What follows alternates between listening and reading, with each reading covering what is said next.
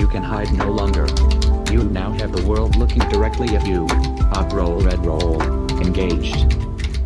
Alright everybody, welcome back to the channel. This is Mr. Fresh, and in today's video I am going to show you guys how to install Dragon OS inside of VirtualBox.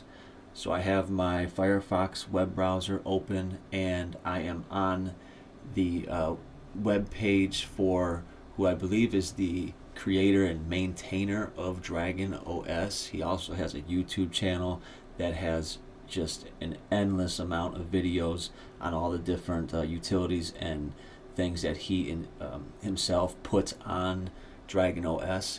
The URL is right up here at the top. I'm not sure exactly how to pronounce that. SEMA executor or something like that. But there are two different ways that you can basically get to the image for Dragon OS, and this is one of those ways. And you can see here on the screen that it gives you an option for the Raspberry Pi, and then it also has an option for x86 64. So if you click on the x86 64, it will basically redirect you to this page right here, which is, if you were to type Dragon OS into your search engine of choice, you're either going to get to this and it's going to take you to this, or you're going to get directly to this by going to SourceForge. Either way, however you get to this point, this is where you want to be. And as of the recording of this video, which is in February of 2024, they do have a very recent version here. The last update, as you can see, was on the 9th of this month, so February 9th 2024, and I am only a few weeks past this date, still in February, so this is extremely recent. So you can see here there's a green tab for download. You can click on that and it will download the latest version, which is Dragon OS Focal X R33.ISO. It's 4.3 gigabytes in size. There's a brief summary here on the page that you can read over to get an understanding of this OS. It tells you that it is a Ubuntu based operating system, and if you don't know, basically Dragon OS is like the go-to operating system for things that have to do with software-defined radio or radio in general. So you can see here are some of the more popular applications that are installed on this system, and there are a lot. And what we're going to do here is click on the Files tab, and I already have that open in another tab right here. So if you look at the Files tab, you can also download the ISO from the Files tab by clicking on this. It's going to be the same thing whether you click on this right here or on this page click on download. It's gonna download the same ISO. But if you go into the Files tab, you can look at some of the other files that are in here. And one of the things that I did, obviously I downloaded the ISO already, and I also downloaded some of the hashes. So I downloaded the MD5 hash so that I could verify the integrity of the image. So if I pull up my terminal emulator here, because it is over 4 gigabytes in size, it will take some time for your hashing utility to hash to generate a hash from that image. So I already did this in advance to make it quicker, and I ran the MD5 sum utility on that image that I downloaded, and it generated this hash right here. And I downloaded the MD5 hash from the web page and catted that out, and the hashes do match. So we know that the integrity is good. And once again, this MD5 hash right here that I'm making reference to, I got from this page right here in the Files tab. It's this one right here, the MD5. They also have a SHA-256 that you can download. Now these down here are for an earlier version of Dragon OS R26. So the date is 2022. We're not interested in that. We're looking at this most recent version, and there's some information down here that you can also read. So the next step is, now that I have the ISO downloaded to my downloads directory, let's go ahead and go over to VirtualBox. I already have my VirtualBox manager open, and what I'm going to do is I'm going to come up here to Machine.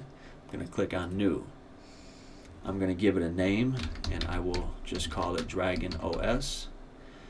I'm going to click on Type, and it's going to be of type Linux, and Oracle 64-bit is the default that it gives you right there, and that's what we will leave it as. So I will click on Next.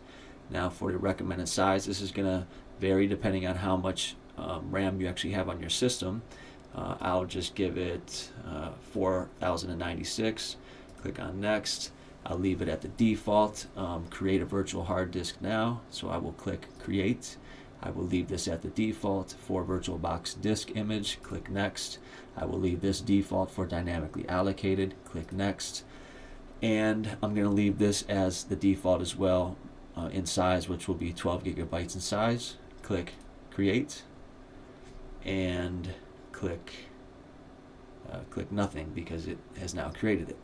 So the next step is I'm going to come up here to Settings, and I'll click on System and Processor, and because I have more than enough CPUs, I'll give it a couple more CPUs. I'll take that to 4.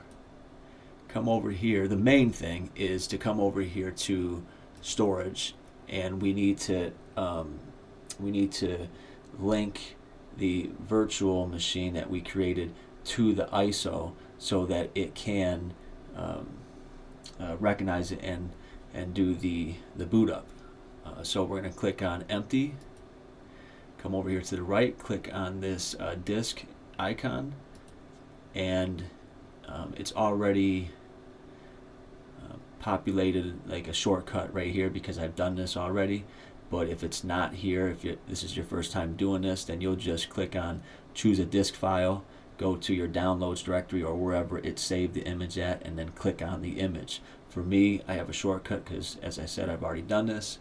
So I will click on this one right here for the Dragon OS R33, and we now have the virtual machine linked to the proper ISO so that it can find it and boot into it.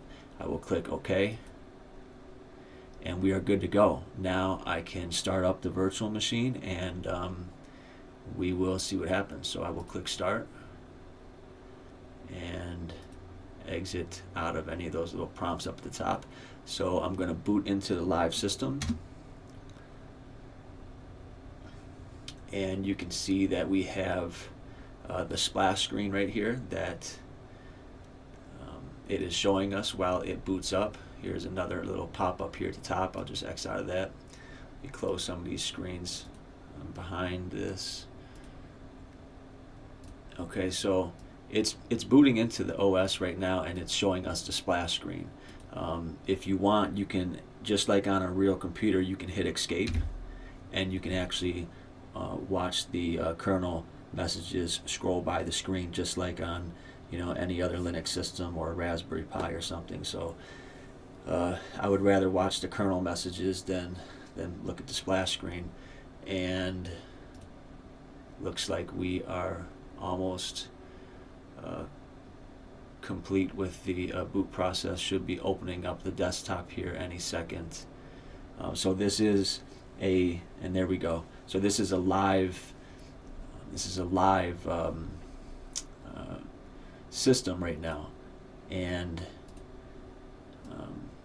if you actually wanted to install it now, you would come over here and you would click on Install Dragon OS, and then just follow the prompts just like you would with any other install. So as of right now, being that this is just a live system, this is equivalent to doing a live USB boot on a laptop or a computer. So anything that you do on this, once you shut it down, it's going to be erased, unless you opt to save the state of the machine using VirtualBox, and you can do that. That is an option.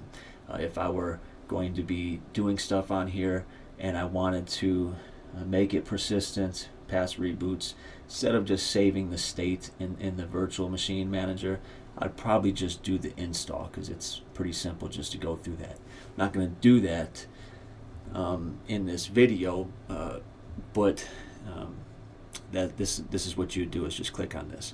So what I'm going to do is I'm going to come down here to the lower left. You have this little icon right here, and I want to just quickly show you guys some of what is on this installation, starting from the top. So going from accessories, one of the things I see immediately is he has added something for the Flipper Zero, which is pretty cool. Education, electronics, we have Pulse View, which is something that I use for my logic analyzer. Graphics, ham radio, we have quite a bit there. Internet, we have a couple different things there. Office, all of your basic LibreOffice utilities, and then other probably has the most stuff and the most interesting of things too. You have quite a bit here. And then if we continue on, you have programming, sound and video, system tools, and preferences. And there's more stuff on here than that. That's just, you know, what you can get to through this route. You can obviously get to more by going into the terminal. But I just wanted to give you guys a quick glance at what this looks like. And for the sake of the video, the last thing that I would do is I'm going to open up a terminal emulator real quick and just show you guys that today's date is February 19th, 2024. And if I run uname-a, you can see that this is running on a kernel version of 6.50-17. So pretty good, pretty good. And it even has HTOP already installed too. So the guy who maintains this has just done an incredible job, and there's just so much packed into this operating system. So I think that will be it for this video. I hope you guys got something out of that. Actually, let me back up one second. You know what? This is where I should probably say, but wait, there's more. Just for the sake of it, let me show you guys one more thing. So as I said, this is a live boot. You could now install it, or if I come up here and I go to X out of this, it opens up this prompt, and you see it says I can save the machine state, I can send the shutdown signal, or I can power off the machine. I'm going to power off the machine, and that is going to, as I said, anything that I had done on this machine, the work would be gone. Nothing is going to be persistent if I power off the machine. So just in case you did not know this, another route instead of going through the install would be you could just click on save the machine state, and it will save the state of the machine wherever you left off at. So that is another option if you want to pick up where you left off in the next session. So that is how you would do that, is by clicking on that. But for me, I'm not interested in that, so I'm just going to power off the machine. And that is it. So that is how you would get Dragon OS up and running on VirtualBox. Technically not an install, more of a live boot, but nonetheless, that is how you would do that. I hope you guys got something out of this video. If you haven't done so already, please subscribe to the channel, like the video, post a comment in the description. I'm Mr. Fresh. We will see you in the next one.